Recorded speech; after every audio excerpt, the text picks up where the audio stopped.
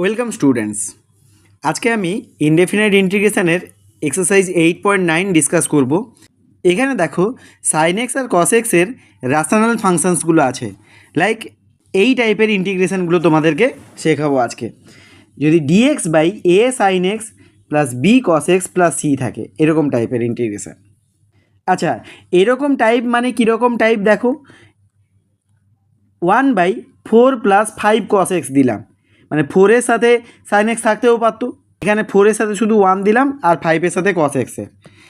ঠিক সিমিলারলি যদি 5 + 4 sin x থাকে, কিংবা এটা থাকে 1 - 2 sin x, এরকম টাইপের ইন্টিগ্রেশন থাকলে তোমরা কিভাবে এটাকে সলভ করবে দেখো।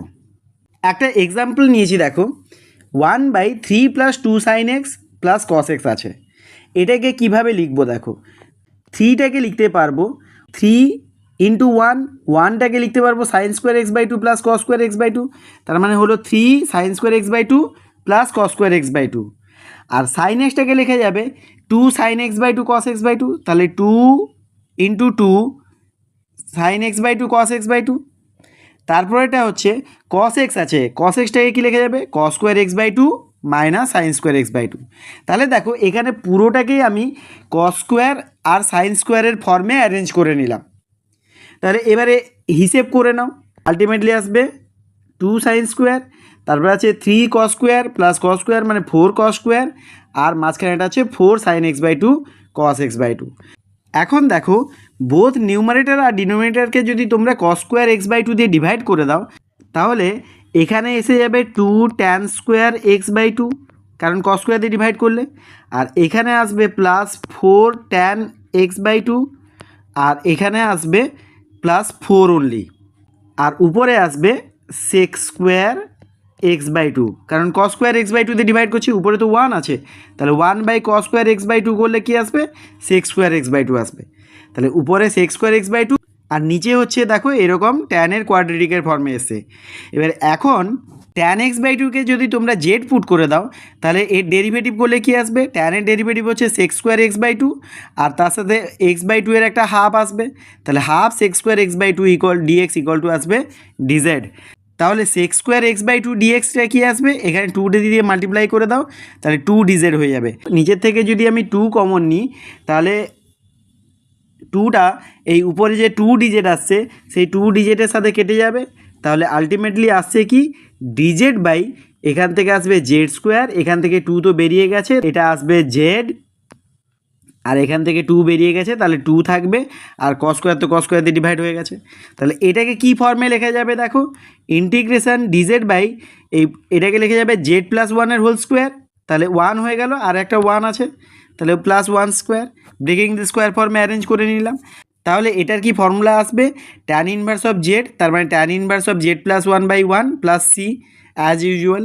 তাহলে জেডের জায়গায় তোমরা পুট করে দাও tan of x/2, তাহলে tan inverse of tan of x/2 plus 1 plus C will be the answer. তোমাদের জন্য কতগুলো প্রবলেম দিয়েছি দেখো, এখানে প্রত্যেক কটাতে যেখানে 4 আছে সেখানে 4-এর জায়গায় 1 কনসিডার করবে, 1কে লিখবে cos² x/2 plus sin² x/2, আর cos x-টাকে লিখবে cos² x/2 minus sin² x/2 দিয়ে হিসেব করার পর cos² x/2 দিয়ে উপর নিচে ডিভাইড করে এগুলোকে সব কটাকে ইন্টিগ্রেট করা যাবে একই রকমভাবে। তাই আমি আর দেখালাম না।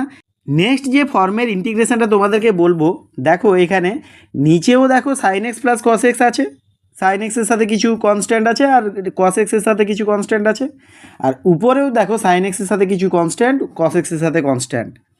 এরকম ফর্মে থাকলে এই যে উপরেটা লিখলাম a sin x plus b cos x, এইটাকে নিচেরটার ফর্মে কিছু অ্যারেঞ্জমেন্ট করব।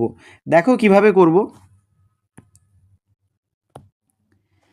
এই উপরেটাকে লিখতে পারবো a sin x plus b cos x, এটাকে লিখব l ইন্টু নিচেরটা c sin x plus d cos x plus m into sum, m হচ্ছে অ্যানাদার একটা constant, m into ddx of নিচেরটা।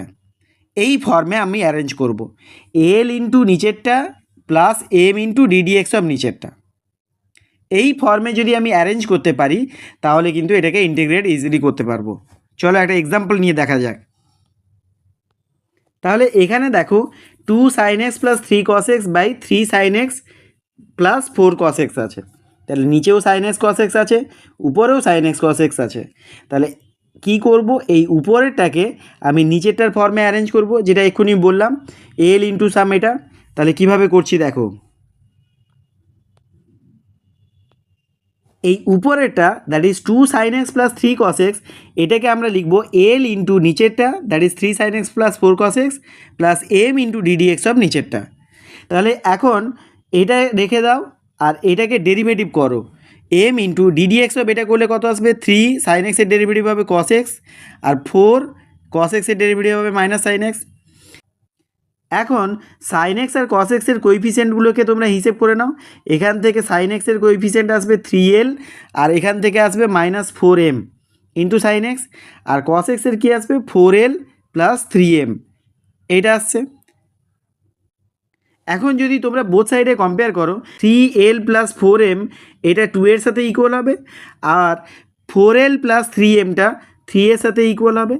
তাহলে দুটো সাইমালটেনিয়াস লিনিয়ার ইকুয়েশন পেলাম, যেটাকে সলভ করলে আমরা l ইকুয়াল টু পাবো 18/25 আর m ইকুয়াল টু পাবো 1/25। তাহলে এখন দেখো এই ইন্টিগ্রেশনটাকে তাহলে কীভাবে অ্যারেঞ্জ করা যাবে।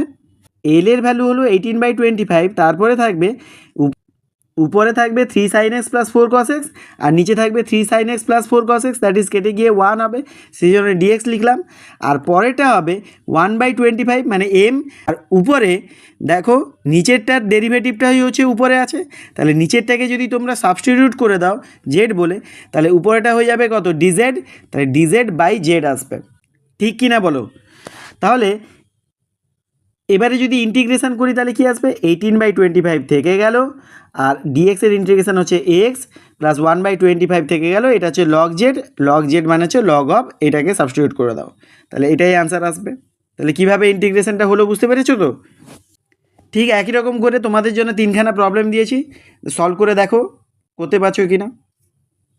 তাহলে আজকে দেখো এইটুকুই পার্ট ছিল, এই দুটো টাইপের ইন্টিগ্রেশনই 8.9-এ আছে। সো এই দুটো টাইপের ইন্টিগ্রেশন তোমাদেরকে ডিসকাস করে দিলাম, তার সাথে কতগুলো প্রবলেম দিলাম, সেগুলো তোমরা সলভ করে দেখো করতে পারছো কি না। আজকে এই পর্যন্ত, সবাই ভালো থেকো।